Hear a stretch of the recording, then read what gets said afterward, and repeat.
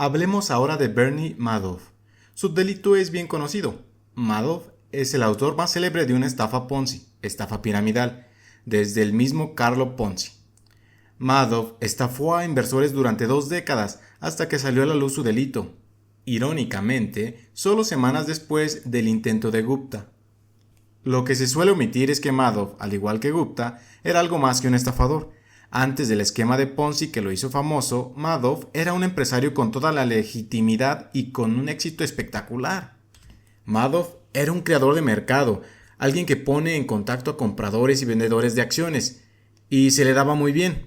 Así es como describía el Wall Street Journal las capacidades de la empresa de Madoff en 1992. Ha creado una compañía de inversión muy rentable, Bernal L. Madoff Investment Securities, que extrae un volumen enorme de compraventa de acciones de la Bolsa de Nueva York. El volumen medio diario de operaciones, $740 millones, ejecutado electrónicamente por la empresa de Madoff en el par que equivale al 9% de la bolsa neoyorquina. La empresa de Madoff puede ejecutar operaciones con tanta rapidez y a un precio tan barato que, de hecho, paga a otras empresas de corretaje un penique por acción para que ejecuten los pedidos de sus clientes, con lo cual saca provecho de la diferencial entre los precios de oferta y demanda a los que cotizan la mayoría de las acciones. Estas no son las palabras de un periodista que describe de forma imprecisa un fraude que aún está por destapar. Los negocios de creación de mercado de Madoff eran legales. Un ex empleado dijo que la sección de creación de mercado de la empresa de Madoff cosechaba entre 25 y $50 millones al año. Los negocios legítimos y no fraudulentos de Bernie Madoff fueron, se mire como se mire, un éxito enorme. Lo hicieron enormemente y legítimamente rico. Y aún así, ahí está el fraude. La pregunta que deberíamos hacerles a Gupta y a Madoff es ¿por qué alguien con un patrimonio de cientos de millones de dólares puede llegar a desear tan desesperadamente tener más dinero hasta el extremo de arriesgarlo todo en pos de conseguir aún más? Los delitos cometidos por alguien que está al límite de la supervivencia son una cosa. Un estafador nigeriano dijo una vez al New York Times que se sentía culpable por haber perjudicado a otras personas, pero que la pobreza hace que no te sientas mal. Lo que hicieron Gupta y Madoff es otra cosa. Ellos ya lo tenían todo, una riqueza, un prestigio, un poder y una libertad inimaginables, y lo echaron todo a perder porque quisieron más. No supieron ver que ya tenían suficiente. Ellos son ejemplos extremos, pero hay versiones de ese comportamiento que no llegan a la delincuencia. El fondo de inversión libre Long Term Capital Management tenía en su plantilla a operadores comerciales con un patrimonio de decenas y cientos de millones de dólares, quienes tenían la mayor parte de su dinero invertido en sus propios fondos. Entonces, deseosos de conseguir más, asumieron tanto riesgo que lograron perderlo todo. En 1998, en medio del mayor mercado alcista y la economía más próspera de la historia. Posteriormente, Warren Buffett lo expresó así: para ganar un dinero que no tenían y que no necesitaban, arriesgaron lo que sí tenían y necesitaban. Y eso es una locura, es una verdadera locura. Arriesgar algo que es importante para ti por algo que no lo es, no tiene ningún sentido. No hay motivo alguno para arriesgar lo que tienes y necesitas por algo que no tienes ni necesitas. Esta es una de esas cosas que, por muy obvia que sea, suele olvidarse. Pocos de nosotros llegaremos a tener nunca $100 millones como Gupta o Madoff, pero un porcentaje significativo de quienes lean este libro van a tener, en algún momento de su vida, un salario o una cantidad de dinero suficiente para satisfacer toda necesidad razonable y para comprar muchas de las cosas que querrán. Si eres uno de ellos, no olvides algunas cosas. 1. La habilidad financiera más difícil es conseguir que la meta deje de moverse. Pero es una de las más importantes. Si las expectativas aumentan con los resultados, no tiene lógica aspirar a más porque sentirás lo mismo tras echarle más esfuerzo. Eso es peligroso cuando el prurito de tener más dinero, más poder, más prestigio, hace aumentar la ambición más deprisa que la satisfacción. En ese caso, un paso adelante hace avanzar la meta 2 pasos. Tienes la sensación de que te estás quedando atrás y la única forma de recuperar terreno es asumir más y más riesgo. El capitalismo contemporáneo hace dos cosas de maravilla: generar riqueza y generar envidia. Tal vez vayan de la mano. Querer superar a quienes te rodean puede ser un acicate para trabajar duro, pero la vida no es agradable sin ser consciente de que ya tienes suficiente. La felicidad, como suele decirse, no es más que resultados menos expectativas. 2. El problema es la comparación social. Piensa en un jugador de béisbol novato que gana $500,000 al año. Es, según cualquier definición, rico. Pero pongamos que juega en el mismo equipo que Mike Trout, que tiene un contrato de $430 millones a 12 años. En comparación, el novato está sin blanca. Pero ahora fijémonos en Mike Trout. $36 millones al año es una cantidad increíble de dinero, pero para entrar en la lista de los 10 gestores de fondos de inversión libre mejor pagados en 2018, tenías que ganar al menos $304 millones en un año. Esas son las personas con quienes Trout y compañía podrían comparar sus ingresos. Y el gestor de fondos que gana $340 millones al año se compara con el top 5 de gestores de fondos de inversión libre, que en 2018 ganaban por lo menos $770 millones. Estos gestores top pueden fijarse en personas como Warren Buffett, cuya fortuna personal aumentó en $3.500 millones en 2018. Y alguien como Buffett podría fijarse en Jeff Bezos, cuyo patrimonio neto aumentó en $24,000 millones ese mismo año, una cantidad que equivale a más dinero por hora de lo que aquel rico jugador de béisbol ganaba en todo un año. La conclusión es que el techo de la comparación social es tan alto que en la práctica nadie lo alcanzará jamás, lo que significa que es una batalla que nunca se puede ganar, o que la única forma de ganarla es no librarla, ya de entrada, aceptar que puedes tener suficiente, incluso si es menos de lo que tiene la gente a tu alrededor. Un amigo mío hace una peregrinación anual a Las Vegas. Un año le preguntó a un croupier: ¿a qué juegos juegas tú? ¿Y en qué casinos apuestas? El croupier, con fría seriedad, le respondió: la única forma de ganar en Las Vegas es salir nada más entrar. Exactamente así es como funciona también el juego de intentar alcanzar el nivel de riqueza de los demás. 3. Suficiente no significa demasiado poco. La idea de tener suficiente puede parecer conservadora, ya que deja sobre la mesa oportunidades y potencial, pues no creo que eso sea cierto.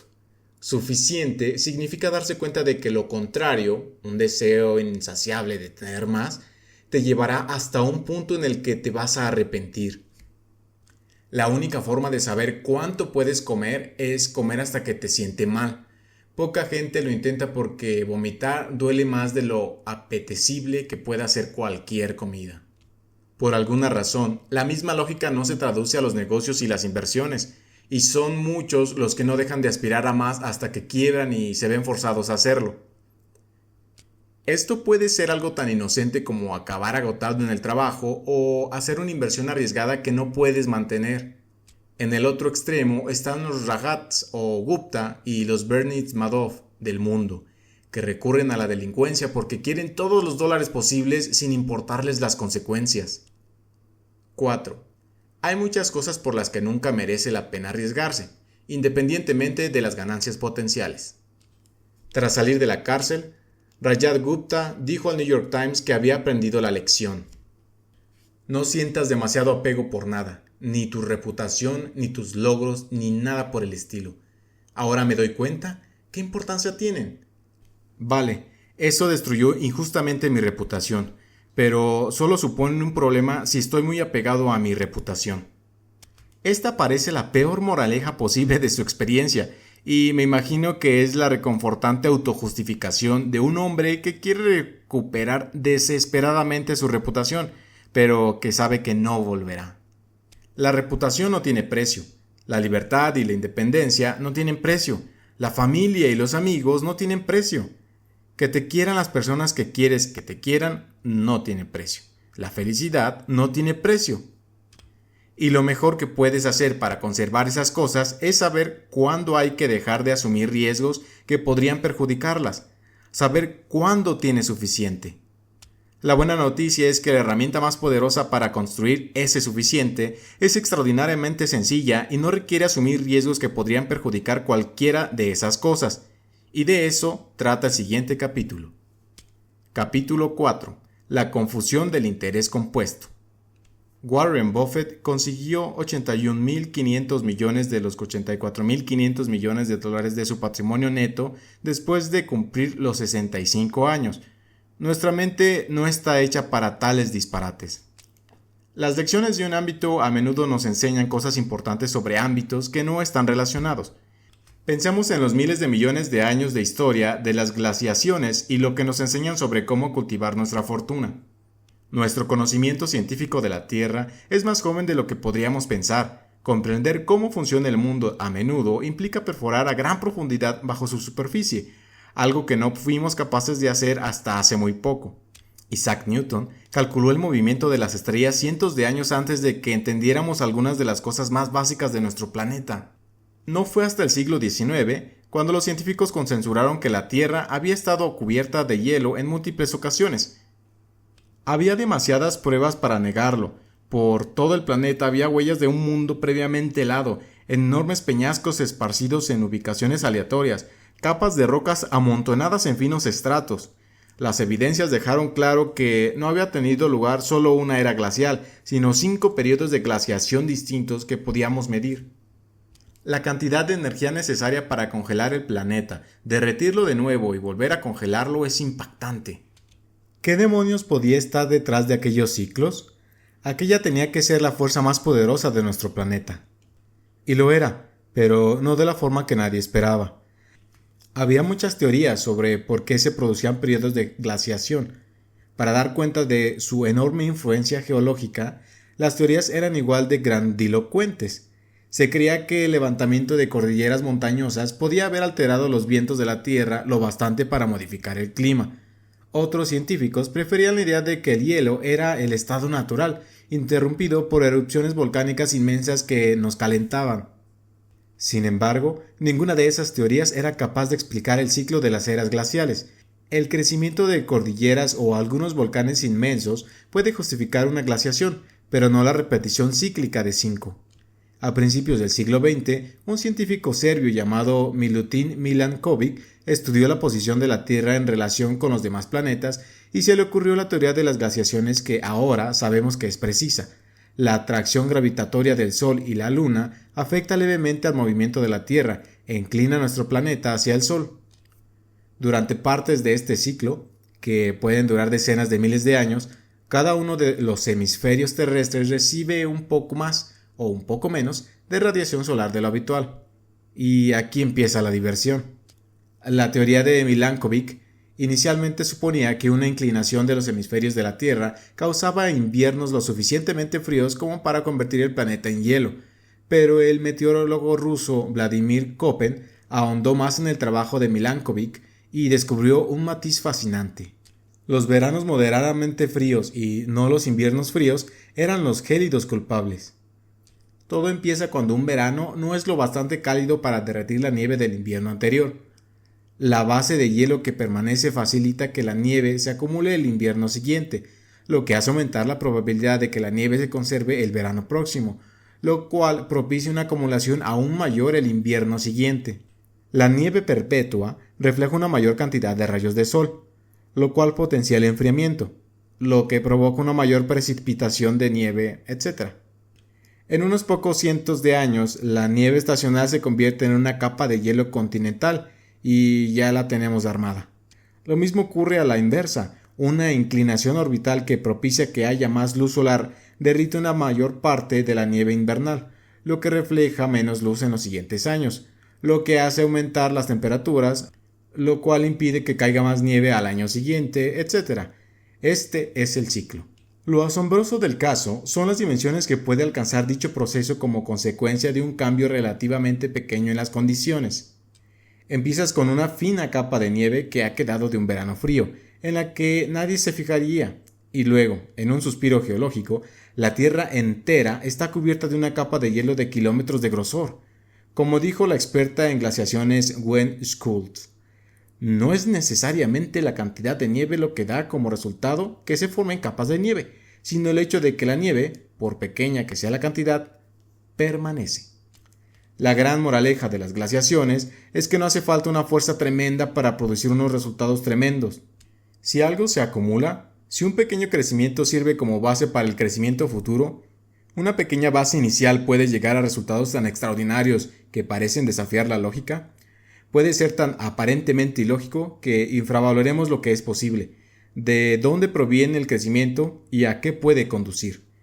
Y eso mismo ocurre con el dinero.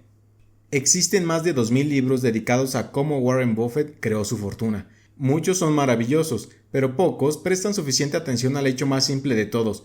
La fortuna de Buffett no se debe a ser simplemente un buen inversor, sino a haber sido un buen inversor desde que era literalmente un crío. En el momento de escribir esto, el patrimonio neto de Warren Buffett asciende a los 84.500 millones de dólares. De ese dinero, 84.200 millones los obtuvo después de cumplir 50 años y 81.500 millones llegaron a partir del momento en que pudo acceder a la seguridad social, a mitad de la sesentena. Warren Buffett es un inversor espectacular, pero quien vincule todo su éxito a su perspicacia en materia de inversiones olvida un punto clave. La verdadera clave de su éxito es que ha sido un inversor espectacular durante 3/4 de siglo. Si hubiera empezado a invertir en la treintena y se hubiese jubilado en la sesentena, poca gente habría oído hablar de él. Hagamos un pequeño experimento mental. Buffett empezó a invertir en serio cuando tenía 10 años. Cuando tenía 30, poseía un patrimonio neto de $1 millón, 9,3 millones ajustándolo a la inflación. Pero, ¿y si hubiera sido una persona más normal? ¿Y hubiese pasado la adolescencia y la veintena explorando el mundo y encontrando su pasión? ¿Y para la treintena su patrimonio neto fuera, pongamos, de $25,000? Y pongamos además que, a pesar de eso, o siquiera ganando la extraordinaria rentabilidad anual que ha sido capaz de generar, un 22% anual, pero hubiese dejado de invertir y se hubiese jubilado a los 60 años para jugar al golf y pasar tiempo con sus nietos, ¿cuál sería una estimación aproximada de su patrimonio neto actual? No sería de 84.500 millones de dólares, tendría 11,9 millones, un 99,9% menos que su patrimonio neto actual. Efectivamente, todo el éxito financiero de Warren Buffett puede vincularse a la base financiera que construyó en su adolescencia y a la persistencia que mantuvo hasta la vejez. Es hábil invirtiendo, pero su secreto es el tiempo. Así es como funciona el interés compuesto. Piénsalo desde otro punto de vista. Buffett es el inversor más rico de todos los tiempos, pero en realidad no es el mejor, al menos no cuando lo evaluamos basándonos en la rentabilidad media anual. Jim Simons, jefe del fondo de inversión libre Renaissance Technologies, ha logrado una rentabilidad de un 66% sobre su dinero todos los años desde 1988. No hay nadie que ni siquiera se acerque a ese récord. Como hemos visto, Buffett ha conseguido una rentabilidad cerca de un 22% anual, una tercera parte de lo que ha logrado Simons. El patrimonio neto de Simons es, cuando escribo esto, de $21,000 millones. Es, y sé lo ridículo que suena esto atendiendo a las cifras que estamos manejando, un 75% menos rico que Buffett. ¿A qué se debe la diferencia si Simons es un inversor 3 veces mejor? Pues a que Simons no conoció su ritmo de inversión hasta que tuvo 50 años. Ha tenido menos de la mitad de años que Buffett para acrecentar su patrimonio. Si James Simons hubiera obtenido un 66% anual durante el periodo de 70 años durante el cual Buffett ha conformado su patrimonio, tendría en su haber, cojamos aire, 63.900.780 y 1.778.748.160.000 dólares. Esta es una cifra absurda y poco práctica. El objetivo es transmitir que lo que parecen cambios pequeños en las hipótesis de crecimiento pueden llevar a cifras absurdas y poco prácticas. Por tanto, cuando analizamos por qué una cosa se ha convertido en algo tan potente, por qué se formó un periodo glacial o por qué Warren Buffett es tan rico, a menudo pasamos por alto los factores clave del éxito. He oído a mucha gente decir que la primera vez que vieron una tabla de interés compuesto o cuando oyeron por primera vez una de las historias sobre cuánto más tendría uno al jubilarse si hubiera empezado a ahorrar a los 20 y pocos y no pasado los 30, les cambió la vida. Pero probablemente no se la cambió. Probablemente lo que pasó fue que lo sorprendió, porque los resultados no parecían correctos de manera intuitiva. El pensamiento lineal es mucho más intuitivo que el exponencial. Si te pido que calcules mentalmente 8 más 8 más 8 más 8 más 8 más 8 más 8 más 8 más 8, lo puedes hacer en unos pocos segundos. Da 72. Pero si te pido que calcules 8 por 8 por 8 por 8 por 8 por 8 por 8 por 8 por 8, te va a explotar la cabeza. Da 134.217.728. IBM fabricó un disco duro de 3.5 megabytes en los años 50 del siglo XX. Para los años 60, los valores rondaban en torno a unas pocas docenas de megabytes. Para los 70, el disco duro de Winchester, el IBM, contenía 70 megabytes. Un ordenador personal típico de principios de los 90 tenía entre 200 y 500 megabytes. Y luego, ¡boom!, las cifras explotaron. En 1999, el iMac de Apple viene con un disco duro de 6 GB. En 2003, 120 GB lleva la Power Mac. En 2006, 250 GB el nuevo iMac. En 2011, el primer disco duro de 4 TB. 2017, discos duros de 60 TB. 2019, discos duros de 100 TB. Resumiendo, desde 1950 hasta 1990 ganamos 296 megabytes. Desde 1990 hasta la actualidad ganamos 100 millones de megabytes. Si eras un optimista de la tecnología en los 50, podrías haber predicho que la capacidad de almacenamiento se incrementaría por 1000. Tal vez que aumentaría 10.000 veces si apostaras al máximo. En cambio, pocos habrían dicho que el aumento sería de 30 millones de veces a lo largo de mi vida. Pero esto es lo que ocurrió. La naturaleza antiintuitiva del potencial acumulativo lleva incluso al más listo de nosotros a no ser consciente de su poder. En 2004, Bill Gates criticó el nuevo Gmail, pues se preguntaba por qué alguien iba a necesitar 1 GB de almacenamiento. El escritor Steven Levy escribió: a pesar de su familiaridad con las tecnologías punta, su mentalidad de Gates estaba anclada en el viejo paradigma del almacenamiento como una mercancía que hay que conservar. Nunca se acostumbra uno a la velocidad con que pueden crecer las cosas. El peligro que eso entraña es que, como la potencia de la acumulación no es intuitiva, a menudo ignoramos su potencial y nos centramos en resolver los problemas por otros medios. No porque pensemos demasiado, sino porque raramente nos detenemos a considerar el interés compuesto. Ninguno de los 2000 libros que diseccionan el éxito de Buffett se titula «Ese tío lleva 3/4 de siglo invirtiendo de forma constante». Pero sabemos que esa es la clave de la mayor parte de su éxito. Sencillamente es difícil comprender la aritmética porque no es intuitiva. Hay libros sobre ciclos económicos, estrategias comerciales y apuestas sectoriales, pero el libro más poderoso e importante debería titularse «Cállate y espera». Contiene una sola página con un gráfico a lo largo del crecimiento económico. La lección práctica es que el carácter antiintuitivo del interés compuesto puede ser responsable de la mayor parte de los negocios fallidos, de las malas estrategias y de las tentativas exitosas de inversión. No puedes culpar a la gente por dedicar todos sus esfuerzos, los esfuerzos que dedican a lo que aprenden y a lo que hacen, a intentar obtener la rentabilidad más alta para sus inversiones. Esa parece ser, de manera intuitiva, la mejor manera de hacerse rico. No obstante, invertir bien no significa necesariamente obtener la rentabilidad más alta, porque los réditos elevados suelen ser un éxito único que no puede repetirse. Se trata de obtener una rentabilidad bastante buena que pueda mantenerse y que pueda repetirse por el periodo más largo posible. Es entonces cuando el potencial de la acumulación obra milagros. Lo contrario de eso, obtener réditos elevados que no pueden mantenerse, desemboca en historias trágicas. Necesitaremos el siguiente capítulo para contarlas. Capítulo 5. Hacerse rico frente a conservar la riqueza. Para invertir bien no hay que tomar necesariamente buenas decisiones. Lo que hay que hacer es no meter nunca la pata. Hay 1.000.000 de maneras de hacerse rico y muchos libros sobre cómo hacerlo. Pero solo hay una manera de conservar la riqueza, una combinación de austeridad y paranoia. y este es un tema del que no hablamos lo suficiente. Empecemos con una breve historia sobre dos inversores que no se conocieron, pero cuyos caminos se cruzaron de una forma interesante hace casi un siglo. Jesse Livermore era el mejor corredor de bolsa de su época. Se hizo broker profesional antes de que la mayor parte de la gente supiera que esto existiera.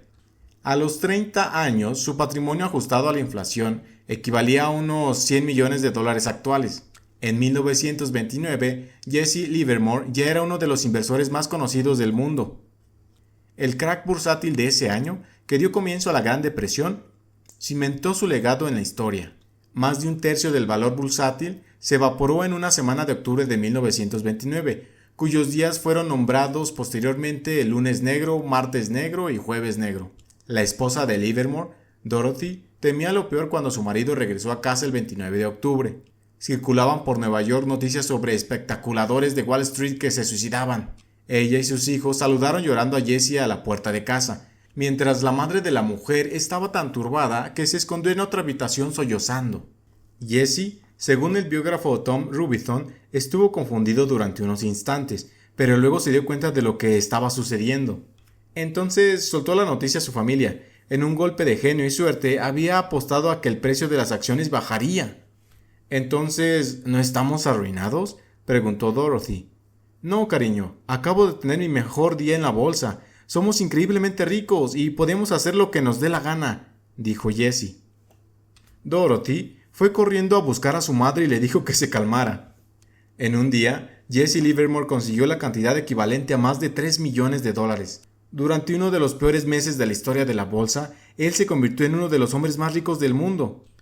Mientras la familia de Livermore celebraba su éxito descomunal, otro hombre merodeaba desesperado por las calles de Nueva York. Abraham Hermansky era un promotor inmobiliario multimillonario que había hecho una fortuna durante los bollantes años 20. Mientras la economía prosperaba, él hizo lo que virtualmente cualquier otro neoyorquino exitoso hacía a finales de los años 20, apostar fuertemente por el mercado de valores en auge. El 26 de octubre de 1929, el New York Times publicó un artículo que, en 2 párrafos, describía un final trágico. Bernard H. Sandler, abogado del número 225 de Broadway, recibió durante la mañana de ayer la consulta de la esposa de Abraham Hermansky, de Mount Vernon, para que le ayudara a encontrar a su marido, desaparecido desde el martes por la mañana. Según informó Sandler, Hermansky, que tiene 50 años y es un promotor inmobiliario del East Side, había invertido mucho en acciones. Sandler dijo que la señora Hermansky le contó que un amigo vio a su marido a última hora del martes del Wall Street, cerca de la bolsa. Según el informante, su marido estaba despedazando una cinta de teletipo y la estaba esparciendo por la acera mientras caminaba en dirección a Broadway. Y ese, por lo que sabemos, fue el final de Abraham Hermansky. He aquí el contraste. El crack de octubre de 1929 convirtió a Jesse Livermore en uno de los hombres más ricos del planeta y arruinó a Abraham Hermansky, que quizás se quitó la vida. Pero avancemos 4 años, momento en el que sus historias vuelven a cruzarse. Tras el exitazo de 1929, Livermore, con una confianza desbordante, hizo apuestas más y más cuantiosas. Se enredó más de lo que debía, con unas deudas cada vez mayores y terminó perdiéndolo todo en la bolsa. Arruinado y avergonzado, desapareció durante 2 días en 1933. Su esposa se puso a buscarlo.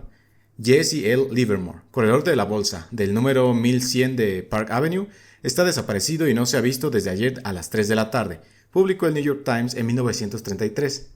Regresó, pero su destino estaba escrito. Finalmente Livermore se quitó la vida.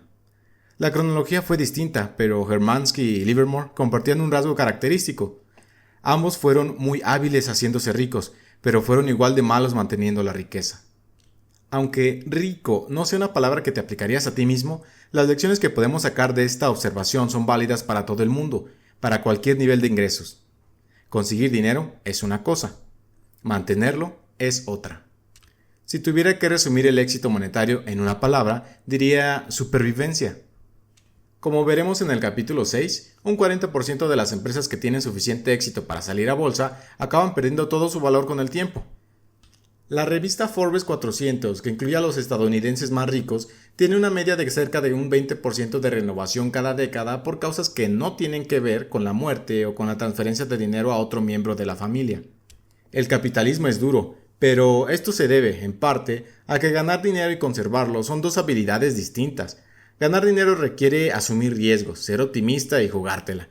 Sin embargo, conservar el dinero requiere lo contrario de asumir riesgos. Requiere humildad y miedo a que puedas perder lo que has conseguido con la misma rapidez. Requiere austeridad y la aceptación de que al menos parte de lo que has conseguido es atribuible a la suerte, de modo que no puedes fiarte de los éxitos del pasado para repetirlos indefinidamente. Una vez Charlie Rose le preguntó a Michael Moritz, el multimillonario que dirige Sequoia Capital, por qué su empresa tenía tanto éxito. Moritz mencionó la larga existencia ininterrumpida de la compañía y señaló que algunas empresas de capital de riesgo tienen éxito durante 5 o 10 años, pero Sequoia había sido próspera durante 4 décadas. Rose le preguntó entonces a qué se debía eso. Moritz: creo que siempre nos ha dado miedo arruinarnos. Rose: ¿en serio? ¿Así que la razón es el miedo? ¿Solo sobreviven los paranoicos? Moritz: hay mucho de cierto en eso. Nosotros suponemos que mañana no será como ayer. No podemos permitirnos dormirnos en los laureles. No podemos ser autocomplacientes. No podemos suponer que el éxito de ayer se traducirá en la buena fortuna de mañana. Una vez más, la supervivencia. Ni el crecimiento, ni la inteligencia, ni la perspicacia, la capacidad de estar ahí durante mucho tiempo sin arruinarse ni verse forzado a abandonar, es lo que marca más la diferencia. Esta debería ser la piedra angular de tu estrategia, ya sea al invertir o al construir tu carrera profesional o tu propio negocio. Hay 2 razones por las que una mentalidad de supervivencia es tan clave en los asuntos relativos al dinero. Una es obvia. Pocas ganancias hay que sean tan espectaculares que merezca la pena arruinarse por ellas. La otra, como vimos en el capítulo 4, es la aritmética antiintuitiva del interés compuesto. La acumulación de capital solo funciona si puedes darle a un activo años y años para que crezca. Es como plantar robles. En un año de crecimiento no se verá un gran progreso, pero 10 años pueden suponer una diferencia significativa y 50 años pueden crear algo absolutamente extraordinario.